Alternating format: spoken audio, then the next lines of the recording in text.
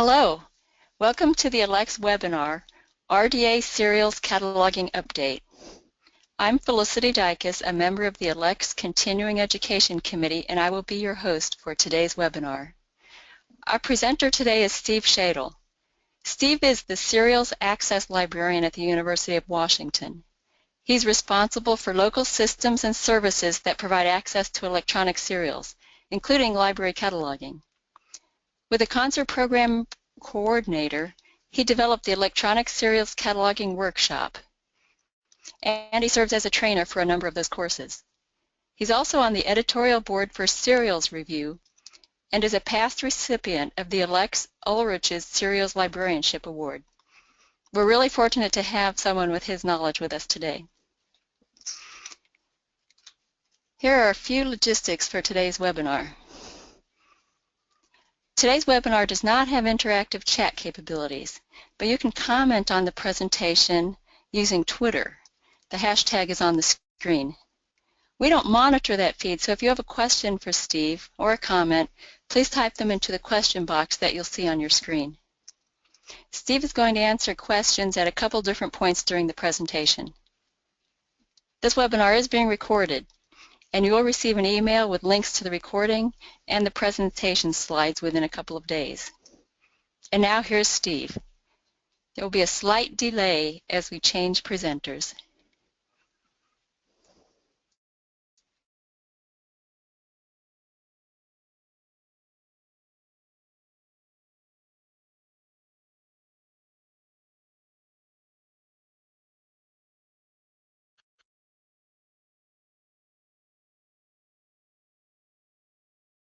Okay, thank you, Felicity.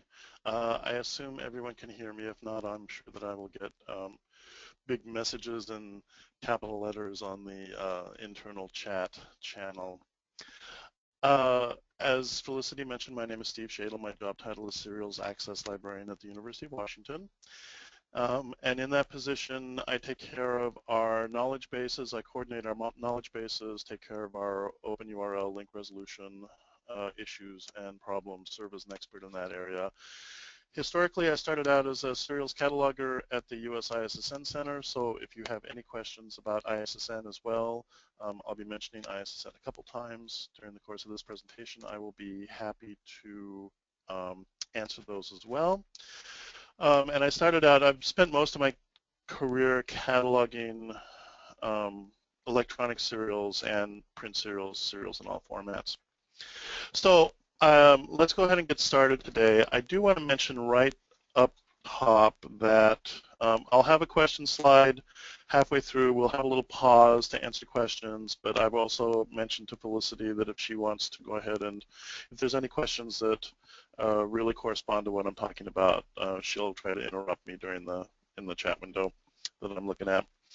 I did want to mention I am not an RDA expert by any stretch of the imagination, just in general RDA stuff. So if you want to ask me about a specific proposal that just came from the Germans about a particular mark field, I'm going to have to punt on that one.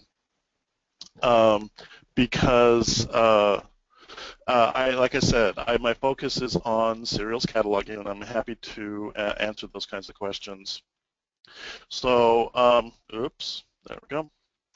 So what I'd like to talk about today is I gave this a version of this presentation back in the spring of 2011. And in putting together this presentation, I ended up coming to the point of thinking about, okay, so let's put the presentation in the context of 2011.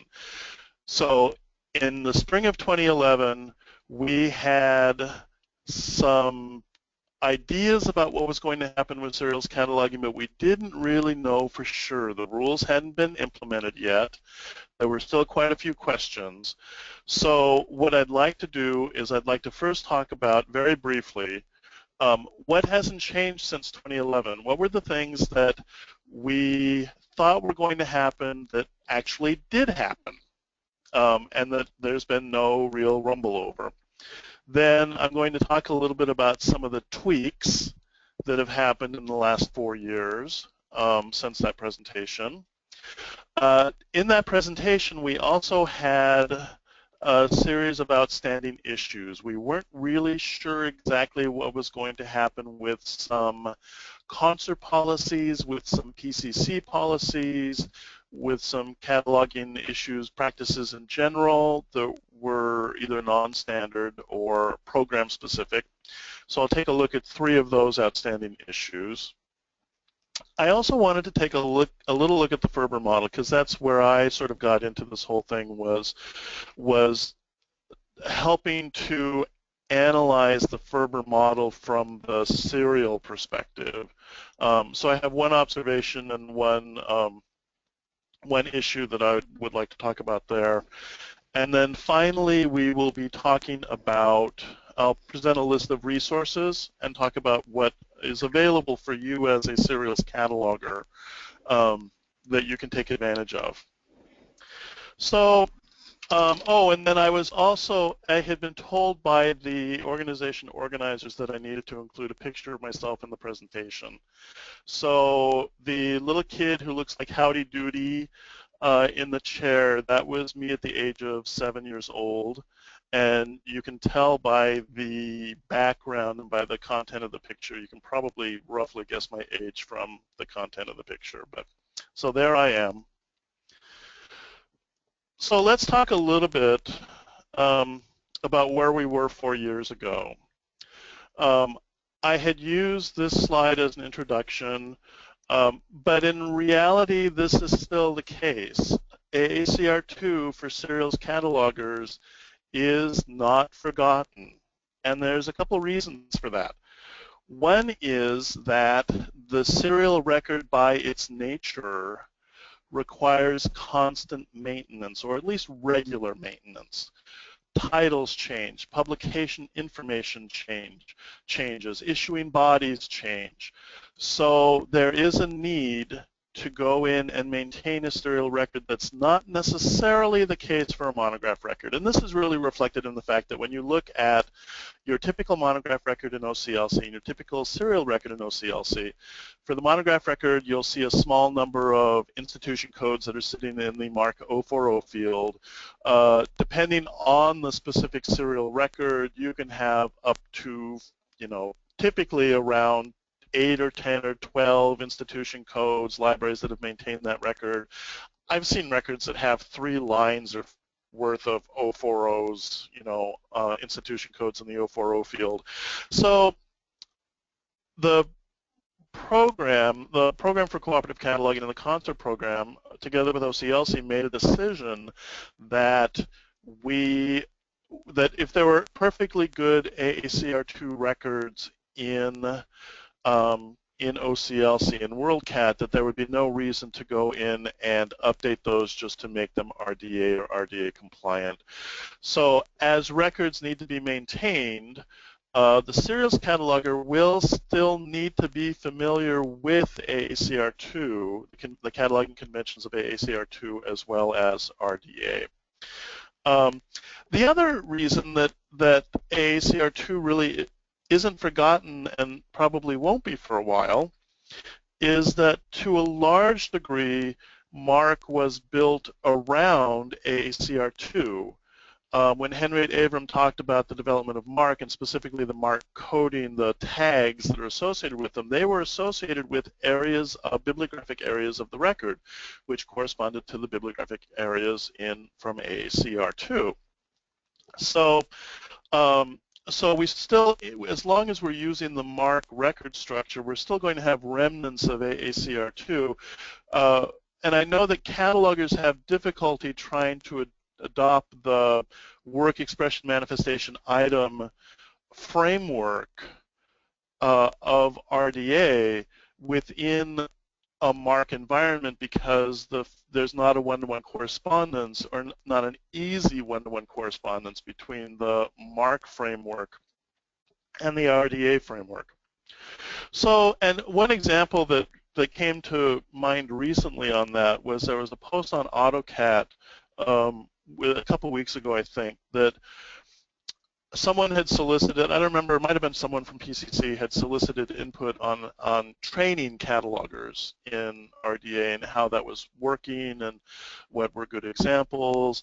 And there was a cataloging manager at some university that basically mentioned one of the difficulties that she has is trying to present this RDA, FRBR, WEMI framework for the rules that she's working with, but at the same time, the mark tags really don't correspond to those. So, I mean, you can certainly map from one to the other, but it's not an easy mapping. And she said that's one of the difficulties that she actually had with her catalogers, was having them work trying to catalog in MARC, do their content designation in MARC while they're following RDA rules. So AACR2 in some form or remnants will still be around for a while. But I just want to mention it's not the case. There were some people 4 years ago who basically had this perspective of what RDA was going to do for us or do to us, and that's not really happened. So I want to next talk about how that didn't really happen.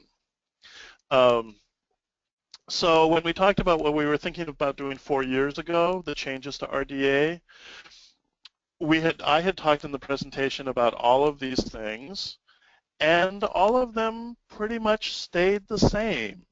You know, we still have the same definitions we're working with, the punctuation rules, which were there were a few minor changes.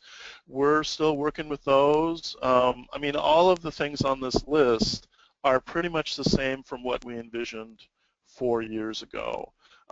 As a serials cataloger, one of my big concerns was that whole idea of successive entry. It's like, is successive entry going to stay, and will it stay in the same way? You know, and in fact, and it has. And so if you actually want to see what we talked about in these areas, the webinar that I did 4 years ago is probably still available, and you can actually just go and listen to that. There's no reason for us to talk about the predictable. But instead, what I want to talk a little bit about now is some of the things that were tweaked. They weren't really changed wholesale, but they were tweaked from 4 years ago when we initially implemented or planned to implement RDA. One of the things that was tweaked was the idea of creators. What is the creator of a serial record? I mean, back then we talked about a corporate main entry, but what was a creator? Or basically a main entry period. Publication information, how publication information was transcribed, and what information was transcribed when there was no information there was tweaked a little bit. Relationship designators, there were a few relationship designators that were added that I'll just mention in passing.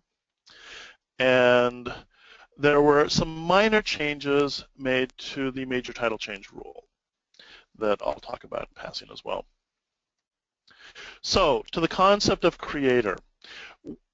Pre-RDA, there was a standard practice among concert catalogers that I think everyone in the serials community was pretty much following, which was LCRI 21.182, which guided serials catalogers on the main entry decision. And it was a rule interpretation. It wasn't an actual rule, so occasionally there would be questions from people who weren't familiar with concert practice about what you would do in a specific situation. This rule primarily covered in which cases you would make personal name made at main entries. So most of the actual RI was carried over into an RDA rule, and in fact when I gave this presentation 4 years ago, this rule was not yet in place. So one of the big questions that I had from 4 years ago is, are all serials now going to be under personal name, are going to be personal creators when there's just a person's name sitting on the title page? So the RI was carried over. The rule is called persons or families considered to be creators of serials. And there are some guidelines. There's a general definition that basically says a person or family is considered to be the creator if it's responsible for the serial as a whole, not for individual issues or a few issues. And here's some criteria that you can think about when you're trying to consider whether a person or a family is the creator of a serial. Is the name or part of the name of the person in the title proper? Is the person or the family the publisher of the serial? Does the content of the serial consist primarily of personal opinions? And actually, I find this guideline sort of interesting because it actually corresponds to the corporate body guideline where basically we say that a corporate body is considered the creator of a serial if it includes the official pronouncements of that body. So this is sort of a similar guideline, but in the context of persons or families. Or if there's the lack of another person, is there only one person or family involved in the production or the content of the serial, the publication of the serial? So one of the things that you can consider is if different issues of the serial are likely created by different persons or families, or if it's likely that the serial would continue without that person's or family's responsibility, don't consider the person or family to be the creator. And then as always, and this is one of the things that I loved about AACR2, that there's fewer of these with RDA. There is an in case of doubt clause that was carried over that said, do not consider a person or family to be the creator of a serial if you are in doubt about that decision. So that was one of the, as I said, that was one of the issues that we were concerned about as a serials cataloging community, is that RI had not yet been represented in RDA. And this speaks to something that I think is sort of interesting about the change of cataloging codes in general, is as RDA was being developed, within AACR2 you had a separate chapter that dealt with serials, that chapter you coordinated and worked with other chapters in AACR2 in order to create a serial record. You consulted two separate sets of rules to a large degree, and at times those rules would occasionally conflict. So at a point in the development of RDA, there was a decision made to not actually have a separate set of rules for serials and continuing resources, but instead to just incorporate those cases, those rules into the general rules, and to have just a separate rule for a serial or for continuing resources if necessary in certain areas of the rule set. And I think what happened was when hopefully we're at a fairly stable place now after 4 years, but after we initially implemented RDA, there were a number of cases that sort of came up that said, oh, we really didn't anticipate that, and that's not working too well for serials or continuing resources, so we need to do some development. And this was one of those rules that sort of came up early on. So another area that we've tweaked is in the transcription of publication information, and the way that I characterize it, if those of you who were around 4 years ago when we were looking at rules on how to transcribe publication information, there are no more rabbit holes.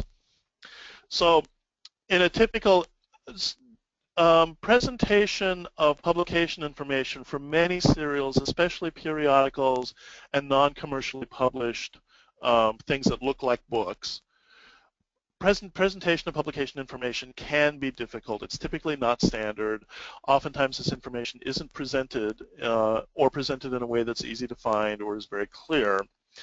So what RDA had us do, or what LC-PCC practice associated with RDA had us do, was to, if there was no publication information, then we'd have to start looking for distributors, we'd have to start looking for manufacturers, we'd have to start looking for other information, which is a little bit of a rabbit hole that requires the cataloger to go down, when in many respects it isn't really necessary. So one of the developments that happened was there was a policy statement that basically said, okay, if you don't have a place of publication appearing on the piece, supply a probable place rather than giving a place of publication not identified and then starting down that rabbit hole. Okay, so do the best job that you can of guessing. And in fact, not only is there a policy statement to this effect, but also in RDA in general, there are some criteria that are given to the cataloger that basically say, okay, here are some other places that you can go or look at if you don't have publication information presented on the piece. So there's actually a little more guidance for the cataloger than there had been prior to RDA. The area that I think specifically was a big rabbit hole, and it wasn't necessarily RDA's fault, but it was the policy statement, the LCPCC policy statement that went along with the instruction to record date of publication. Now, the way that the RDA rule is currently written for serials, for multi-part monographs, serials, and integrating resources, is if the first or last issue is in hand, record the date of publication from that issue. If the first and or last issue is not in hand, then supply the approximate date, and you have an instruction on how to do that. Or if the date cannot be approximated, just don't record a beginning or ending date in the publication statement. Now, what happened was when RDA was first implemented, we didn't have a separate rule for multi-part monographs, serials, and integrating resources. Instead, we had a general rule that was applied to all resources no matter what the type of issuance. And there was a policy statement associated with that that is a real rabbit hole. That basically, if there's no explicit publication date, then the cataloger looks for a copyright date. If there's no copyright date, then the cataloger looks for the manufacturing date. If there's no manufacturing date, then the cataloger looks for the distribution date. If there's no distribution date, then the cataloger looks for the printing date. So what happened was there was a rule developed specifically for continuing resources that basically said, okay, just don't even, here's what we're going to do for this class of materials for continuing resources. And in doing that, then we were able to sidestep the policy statement that was the rabbit hole. And this is another example of a rule getting added to address the issues around continuing resources that were not necessarily anticipated at the beginning of the development of the code. One other area that I'd like to address briefly is relationship designators, because those are a new thing for all catalogers to use relationship designators. Within the realm of continuing resources and serials, I'd say with serials, probably the most commonly seen relationship designator is issuing body, because with serials you oftentimes have an important relationship with a corporate body or with a family, but it doesn't necessarily fall under a specific identifier, designator that's listed already. And issuing body sort of it can mean a lot of different things. So it's sort of a catch-all for, in many respects, like when you have something that's the official journal of the American Medical Association. The American Medical Association may not necessarily publish it. They may not actually provide the intellectual content, but they are still the official journal, the official body of this journal. So issuing body is the most common designator that I've seen, and it tends to be used as a sort of a catch-all. But some other designators that are seen occasionally on journal records include things like publisher, sponsoring body, author, and creator. Publisher is sort of an interesting case because if you look in Appendix I at all of the work to corporate body relationships, those designators that are listed there, publisher is actually not listed. And instead, but for some publications, some catalogers will consider it an important relationship to identify. So, and in fact, there's one section in Appendix I that deals with designators that are specific to publishers, and the only designator that's listed under there is broadcaster. So, but publisher is used, it's not an official RDA designator, but it is approved for use by PCC. If you find the PCC guidelines on how to use designators, you'll see publisher is listed there. And just as I said 4 years ago, and I want to reiterate, I'm so sad, Best Friends Forever is still not an RDA relationship designator. So there was also a tweak made to the major title change rules. So when a serial title changes, there's a set of rules that are applied to determine if that change is major or minor. And whether it's major or minor determines whether a new record is created and possibly whether it's considered a new work, the serials, and we'll get more into works in a second. But the only change, significant change that was made was 4 years ago when we first implemented RDA, there were no distinctions made between languages that divide texts or divide titles into words and languages that do not divide texts or titles into words. The question has come up because one of the rules that we've worked with for years has basically said any change within the first 5 words of a title is considered major unless it falls under a number of minor exceptions. But then the question has arisen because RDA is really being developed as an international standard. The question arose both within the RDA community and the ISSN network community of, well, what happens when you are working with a language that doesn't have words, that are basically character-driven languages? So there was a rule added to RDA to basically say that the first 5-word rule does not apply to languages that do not divide texts into words. And instead, the only basic criteria for those languages is there a change in the title such that the meaning of the title changes? So, which has been a criteria all along for any changes that happen after the first 5 words. If there was a change after the first 5 words that indicated a change in scope of the publication, then that would also be considered a major change. Okay. So what that means is for serials that are published with titles in those languages, it actually becomes even more a case of cataloger judgment as to whether a title change is considered major or minor.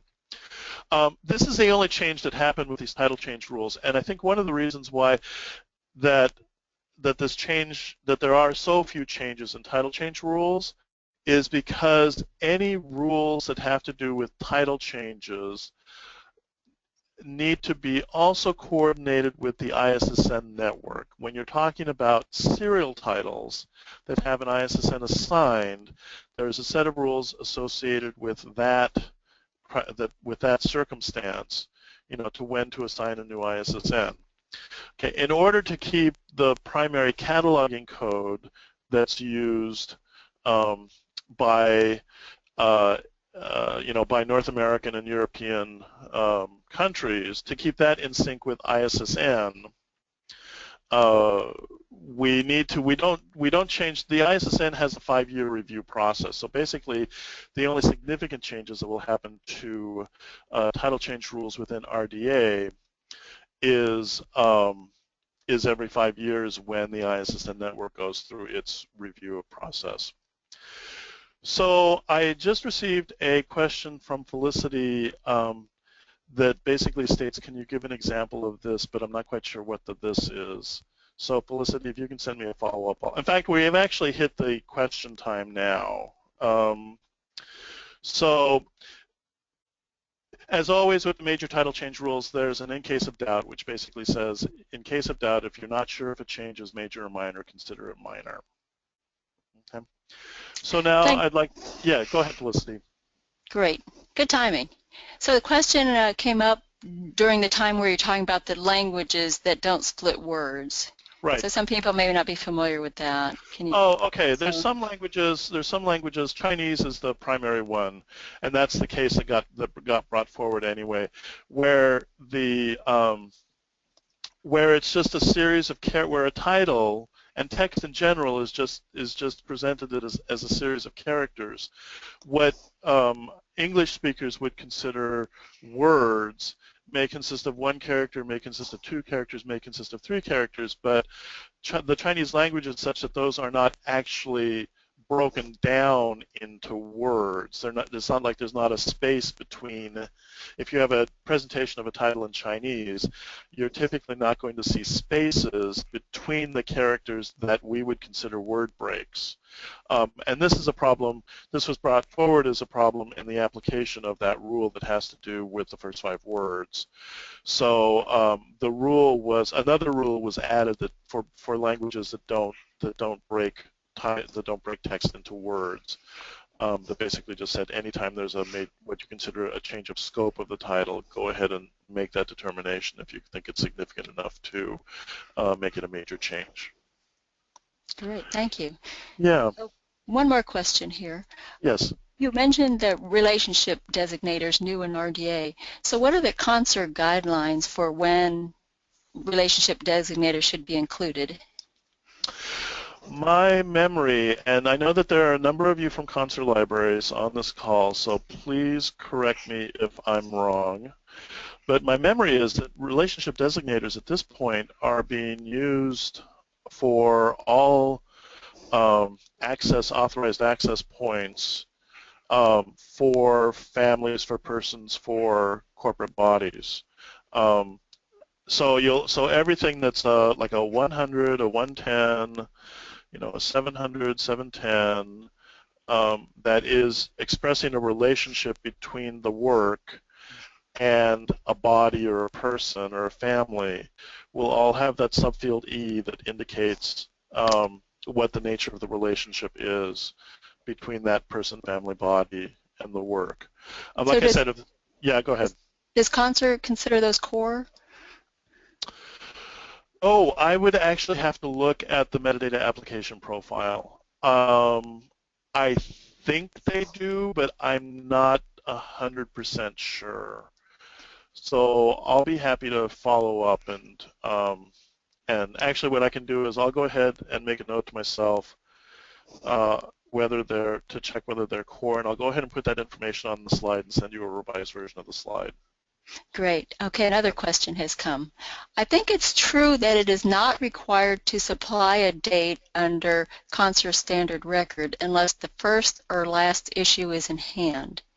So is approximation not required either? Approximation is not required. It's not core, but I think according to RDA, the rule is set up within RDA to go ahead and say you can approximate. And I see a lot of catalogers. I mean, even though it's not core, core if you don't have first or last issue in hand. I do see a lot of catalogers that will go ahead and supply an approximate date anyway. Because there are a number of systems there's local systems that make use of that 260 or 264 subfield C, either 260 or 264 subfield C. So I think that there are some catalogers that will do that, and it's perfectly acceptable. Great. Thank you. That's all we have for now, Steve. Okay, great. Then let me go ahead and continue. There were 3 issues that I saw 4 years ago that I thought we weren't sure what was going to happen, so I want to talk about those very briefly. One of them is the practice of the provider neutral record, whether that would be continued under RDA. One is the practice of cataloging reproductions that using LCRI 1.11a, and we'll talk about that. And then also just even the concept of the concert standard record. We weren't really quite sure what the concert standard record, we sort of thought it would continue, but we weren't really sure what it was going to look like. So I'll talk about each of those briefly. The provider neutral record, the practice of the provider neutral record has been held up by PCC, is continued by the Program for Cooperative Cataloging, and not only is it being used for serials, it is also being used for monographs. It's being used for all types of issuance. And I won't read the text here. Basically, the first part just says that the decision on whether to follow the provider neutral practice. The provider neutral practice is basically using a single record to represent all of the specific manifestations of a resource from different sources that are electronic online resources. So things without distinctive, that aren't distinctly tangibly different from each other. And this is not a practice that is addressed in RDA. It's specifically a PCC practice, and there can be a local decision about whether you follow that practice or not. Because some libraries would prefer to have a separate record for, and in fact, Cornell did it for years with serials, that because of the batch processing that they used, it was just easier for them in their local catalog to have a ProQuest record that's separate from the JSTOR record, which is separate from the Publisher Direct record.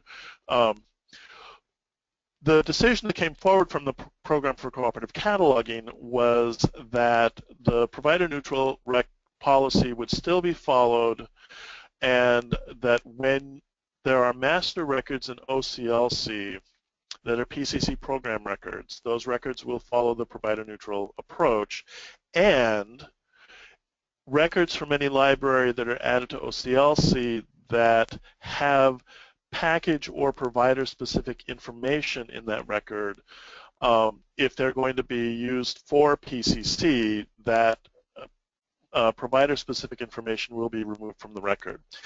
Now, I'll just provide a couple examples of that kind of information that will be removed, just so that so you don't start freaking about any cataloging that you're doing that you're putting in. It's information that has to do, for example, access restricted to JSTOR subscribers, or information or like a 710 field that lists a specific provider when a publication may be available from a number of providers. Package or provider specific information is still allowed in the PCC record, but it's in specific. The only two instances where I typically see it in console records are in the 856 field, because you can designate which provider is associated with a specific URL that you're listing, or in the 588 field, where we always cite the source, which version of a title we are looking at. If we're looking at the JSTOR version or the EBSCO version or the publisher version, we slap that in the 588 field for electronic resources. Those are the two fields generally where you will see provider-specific information. And anything else, any place else in the record that's provider-specific, it might disappear at some point. Be taken out either by OCLC or by a PCC cataloger. So one of the other practices that we weren't sure what exactly it would look like after RDA is practices around cataloging reproductions. Currently, with the policy statement, the LCPCC policy statement for RDA 1.11, there's two policy statements, or two parts of the policy statement that are useful. One describes microform reproductions of print resources, what guidelines to follow when you're cataloging those. And that practice really hasn't changed from pre-RDA. Most of the elements of the LC rule interpretation that describe this practice, most of those elements were pretty much brought over wholesale into 1.11. So you will provide all of the manifestation elements as they relate to the original resource. So anything describing the manifestation will describe the original resource, except for a couple exceptions that I'll talk about. So standard practice is to clone the microform record from an existing print record. Now, if the original record is already authenticated, no matter what the cataloging practice is, it's okay to leave the cloned microform record in that same cataloging practice. So if the record was originally cataloged as following AACR2, then you could leave the microform cloned record as an AACR2 record. If it was originally cataloged as RDA, you could leave it as an RDA record. However, PCC practice is that if the original record is not authenticated, it's not marked as a PCC record, then the microform record must follow RDA cataloging conventions. Okay, so that's the current PCC practice. The only elements that appear in the reproduction record that describe the actual microform are the 33X fields, you know, the content carrier, and I forget what the other one is, and the 533 field, which is still being used to describe the microform. Okay. So again, locally, libraries are welcome to do what they want to, but any records that are following Program for Cooperative Cataloging practice will use these fields, and they will describe the microform. I wanted to mention one other thing that the reproduction policy mentions, which is new with RDA, is the concept of a comprehensive record option. Because RDA, in the area of microform reproductions, RDA has you create a description of the microform rather than of the original publication that has been reproduced. So this PCC practice is counter to what RDA describes. But there's an approach to take that does allow for following the RDA approach, and that is when you have a microform that consists of a collection of individual works, then you can create a record according to PCC. You can create a record which describes the reel or the film as a whole, and you would use the sources associated with the microform and not necessarily the sources associated with the individual works. So you can create basically a collection level record to describe the reel or to describe the microfilm as a whole, but then you would have analytic records to describe the individual works that are represented on that microform.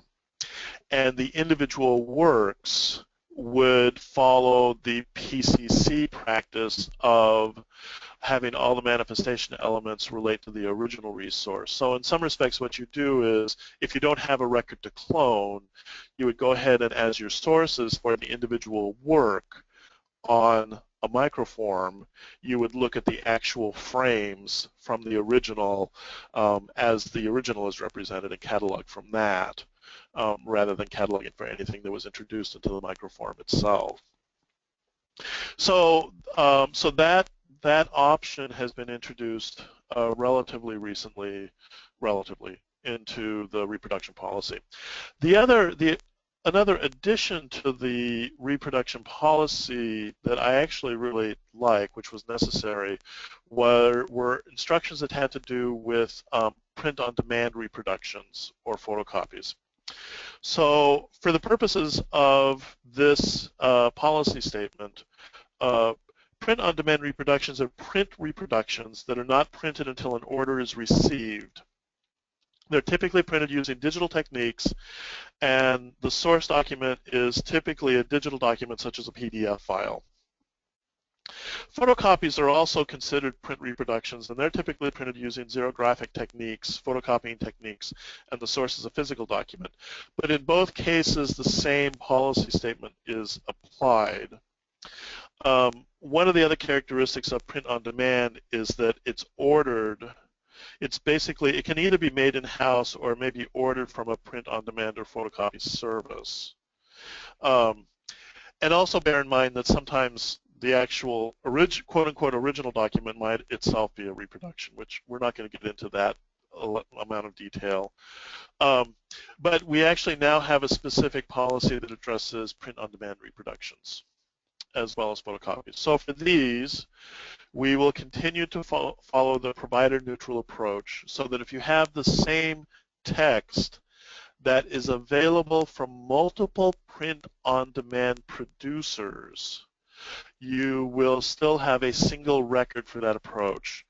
And just like with the microform reproduction approach, you might have multiple 533s and multiple 856s on that record, but it will be a single record. To create the record, you use exactly the same process as for the microform record. You basically, if there's already an original record, you can go ahead and clone that. If not, then you'll have to rely on the reproduced elements of the reproduction or photocopy. And again, just like with the microform reproductions, you would use the 33X fields and the 533 fields to describe the reproduction aspects rather than the original aspects. The other thing that I want to mention for people who are, and I should have mentioned this under the comprehensive record option. I wrote this note on the wrong slide. Is that for the comprehensive record option, where you have multiple analytic records associated with one collection level records, the mark tagging, if you want to note the relationship between the work that's within the collection and the collection itself, this is not part of the PCC, the policy statement practice, but you would use the host entry mark tag, the 773 field, to go ahead and note that relationship from the work title, the reproduced work title, to the collection level record. In terms of the linking fields, when you have a print-on-demand reproduction and a photocopy, if you are linking those manifestations between the original and the reproduction, you would use a Mark 775 field if they're the same format, or a Mark 776 field if they are different formats. Like for some reason, the print-on-demand might, the original might actually be an electronic, and the print-on-demand is a physical, is a paper reproduction of that. So, this is, like I said, this is a relatively new practice to include references to print-on-demand. I want to go ahead and talk a little bit about the concert standard record, because it's actually pretty much everything. Most existing concert standard record practices just carried over into RDA. So some of those practices included using the 362 as a textual note instead of as a formatted field, always providing both description based on the latest issue consulted notes, not requiring form or frequency, not transcribing a statement of responsibility unless it was necessary to support later authority work. You know, all of these concert standard record practices just carried over into not into RDA, but into various policy statements and into the concert metadata application profile, the concert standard record practice. So if you've been following concert standard record practice, there's actually not that many changes in practice that you need to consider. So I want to talk a little bit about now the FRBR model, because this is something I was involved in several years ago when we first started doing RDA development. There's two specific things that I want to just mention briefly. One is the definition of a serial work, specifically in the context of title changes. And the other one is how the FRBR model was used to assist Concert with a cataloging practice issue, specifically in the area of multiple format linking. So there is a rule in RDA that defines the serial work, or not defines it, but discusses it, that basically says that in the area of change, if there's a change in responsibility for a serial work, or if there's a major change in the title proper of serial work, then you construct an authorized access point to represent a new work. So one of the things 4 years ago that we were having many discussions about was, what is a serial work? When a title changes, do you still have the same serial work? Is it a different work? And I think out of practical considerations, excuse me, RDA made the decision to just say, okay, anytime there's a major change or there's a change in the creator, consider it a new work. So we have a real close connection between a serial title and the concept of a work. Excuse me. Now, there are a separate set of rules that discuss when you create a new description. Those are sitting in RDA 1.6.2. So you create a new record. There are times when you create a new record even when the serial work hasn't changed. But I'm sort of wondering whether this rule that we're looking at here, 6.1.3.2, it's practical, but I wonder whether it's a little prescriptive. And the examples that I think of have to do with those cases where there's a title change that what I refer to as the stupid title changes, that it is very obvious to anyone looking at the record that this really is the same work.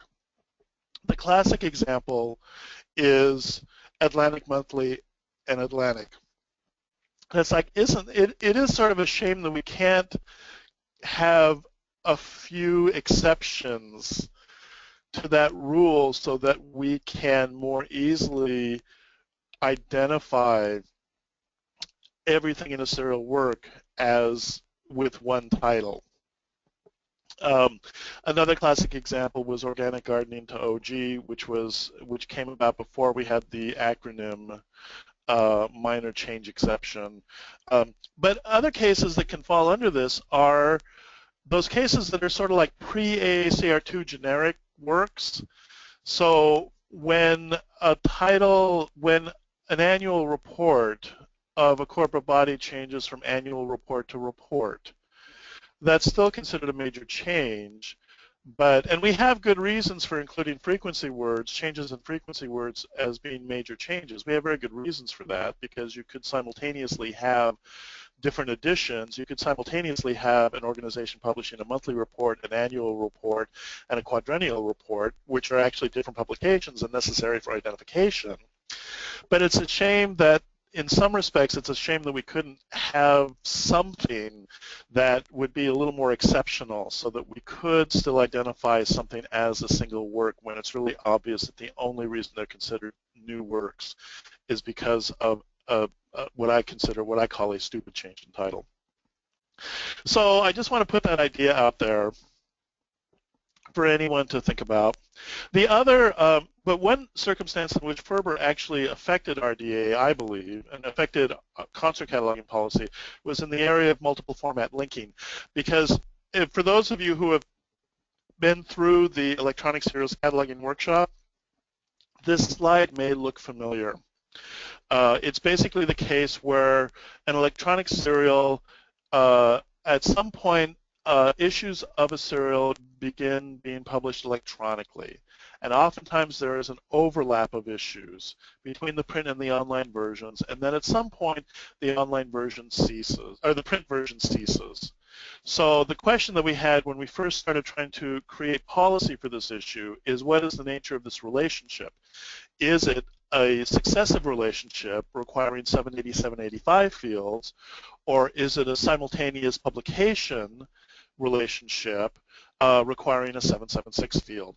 The answer that we gave in the workshop was it's both, but for the sake of convenience, we will just describe it as a 780, 785 field. And the practice, the mark tagging practice for this has changed over the years. But the issue came up again about not quite 4 years ago, and we actually had a group in concert that looked at this and decided that the successive entry relationship, that relationship between two titles when a title changes, is actually could be considered a work or expression relationship. So that even though a specific format ceases, you wouldn't necessarily use, as long as the title hasn't changed, as long as the work is still being published in whatever manifestation it's being published in, as long as the work is still being published, you wouldn't use a 780, 785 to describe the fact that it has ceased in one format and continued in another format, because it's still the same work. Instead, you would use the 776 field to describe that. And so that the only time 780, 785 is used in that kind of situation is when there has really been a change in work, which as defined in RDA means either a change in the creator or a major change in title. Okay, so I just want to point this out as an example of FRBR actually, as in the last 4 years, we've actually used FRBR as a framing device, as a way to come up with a practical concert cataloging policy that needed to be addressed. So I'm going to end with a quick discussion of some of, and also I just realized I have the URL on the slide if anyone wants to go see the report that we produced, 4 years ago or 3 years ago from addressing that policy. So I want to just provide a brief overview of some resources that you can use to support your serials cataloging, and then I'll go ahead and open up the floor to questions. The first one I want to list here is the concert standard record metadata application profile. We've been using it for years. It's been updated to RDA. I also want to mention that this particular, the metadata application profile has been developed. National University Library, which Ed Jones, I think, did the development work on it, has also been developed as an RDA workflow. So if you use the RDA toolkit and you want to have a serial workflow that represents the concert standard record, what's in the concert standard record, there is a workflow that's been developed. The title of the workflow, I mean, you can find it anyway pretty easily, but just so that you know, the title of the workflow is NUL for National University Library, CSR 2015 draft. So if you do use workflows in your cataloging, you might consider taking a look at that workflow and seeing if that might work for you or your staff. Another resource is the PCC guidelines for the provider neutral e-resource approach, which I said is still continued to be used under RDA. There is a set of RDA record examples that was just updated 2 weeks ago that provides some, if you're the kind of cataloger or you have staff who really like to catalog by example rather than by cataloging by rule, there are some record examples here. I don't remember how many there are altogether. When you go to that web page, it's broken out by different formats. Let's see, I have them in front of me now. There's 11 records under the serial and continuing resource set, so you can always use those. I do want to mention that the most notable changes that are included in that record set is, in general, all of the relationship designators were reviewed.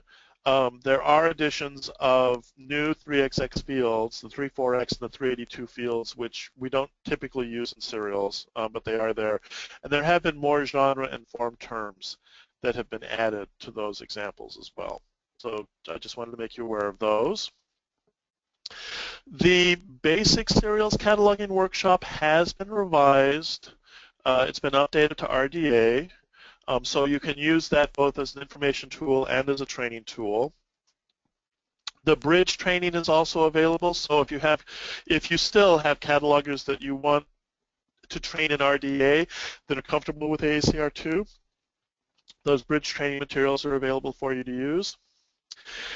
And the concert cataloging manual, not all of it has been updated to RDA, but most of the modules in the cataloging manual have been updated to RDA. If you go to that web page, that more documentation web page there, and then click on the RDA, click on the concert cataloging manual. One of the links that you have is you have a link that lists all of the old concert cataloging manual modules and which ones have been updated to RDA, how current they are. So that's a really good source. I don't know, at some point, I don't think all of the modules are necessarily going to get converted over to RDA. There are some general ones, some introductory ones that I don't know what the plans are to convert those, but they're not a terribly high priority. And then finally, I want to mention that in the area of resources, Ed Jones did this fantastic, this is the book that I wish I would have written about RDA and serials cataloging. It's an excellent book. If you do any amount of serials cataloging, I would highly recommend getting it. It is full of examples, and it's reflective. Ed has a great sense of humor, and it's reflective in what he's published, so I would highly recommend that. So, are there any further questions, Felicity? Not from Yes. Felicity, but okay. Yes. Let's take a couple minutes here for questions. You mentioned provider-specific information being stripped for records. So do concert catalogers, is it all right for them to remove information? Or other catalogers? Concert catalogers and other catalogers, if they have the OCLC authorizations to be able to do it, can go ahead and remove any of those any of that information that's provider specific that's not in those two elements. Sometimes you can just take that information and rework it in a way so it's not provider specific. For example, a note about a title presentation that is specific to JSTOR, for example. Maybe JSTOR, they decided to change the presentation of a serial title on a JSTOR thing, or more likely on a ProQuest or EBSCOhost thing. You can just change the text of the wording from EBSCOhost, calls this title something, to just say some providers, title this, XYZ. So some of that you can just edit. But typically where I see this most frequently are 710 fields that are specific to providers, where it's really available from a lot of providers. Or sometimes notes will refer to specific providers. And yes, concert catalogers will delete those. And any other library that has authorizations should be, feel free to delete those as well, especially if it's really not appropriate for the version that you're working from. Great. Okay. If the author of a serial is a publisher, so I guess it's the issuing body, and there's a change in responsibility, does that warrant a new record? Is that a new work? If that body or person or family is designated as the creator of the work, and if you go back and look at that, we do have that in the rules now that identifies for the case of serial publications when something is considered a creator. In the MARC record itself, the creator will be tagged as a 100 for personal name, 110 for corporate body or family name. If the creator changes, then yes, it's considered a new work, and it is also the basis for a new description. So you would create a new record. Great. Okay, one last question. This is from me. You mentioned when to use the 776. So if we have a print serial, it doesn't change title, it becomes online, so we have a new record. Right. Do we use the 776 in that case and not the 780, 785? Correct. As long as the title has not changed, or as long as it's not considered a new work, which means if the title hasn't made a major change, or if there's not a different creator that's involved in the creation of it, then you would use a 776. Even if the print has ceased, you would still use a 776. Interesting. Great, thank you. I didn't know that. Well, thank you very much. You're welcome. And let me give a few other thanks here. Well, first to Steve. Thank you for that presentation and the update. Really appreciate that. Also, we have people from our Continuing Education Committee that helped, Catherine Balick and Wanda Jerry Jazzayeri.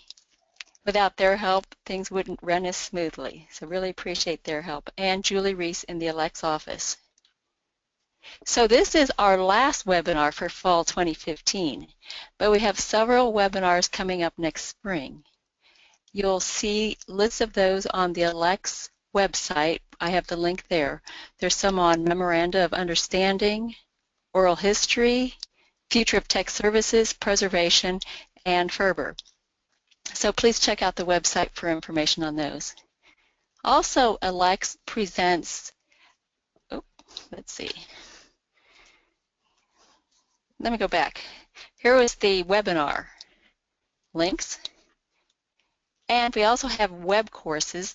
Those are 4 to 6 week courses, and they go into more detail in these topics: acquisitions, cataloging, collection assessment development, electronic resources, and preservation. So please look at that. E-forums are 2-day email discussions, and it's a way for everyone to share their knowledge and get ideas. And those are being planned for spring. So please submit a proposal for things you'd like to hear about there. So thank you again for joining us, and I hope you'll participate in other activities. So that concludes our session for today.